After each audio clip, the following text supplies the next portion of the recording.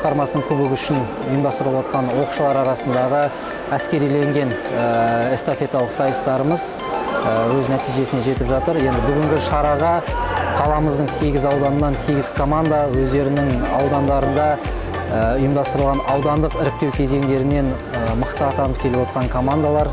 Жалпы бүгінгі іс-шарамыздың мақсаты осы оқушылардың арасында, білім алушыларымыздың арасында патриоттық сезімді ұялату, патриоттық сезімді ары қарайта оқушыларымыздың бойына дамыту мақсатында ұйымдастырылып отыр. Жеңімпаз атанған оқушыларымыз арнайы медальдармен, дипломдармен және де кубоктармен марапатталды. Алдағы уақытта осы білім беру ұйымдарының оқушылар арасында патриоттық бағытта көптеген іс-шаралар ұйымдастырылады. Тек қана эстафеталық сайыстар ғана емес, әртүрлі бағыттағы шаралар алдағы уақытта ұйымдастырылатын болады.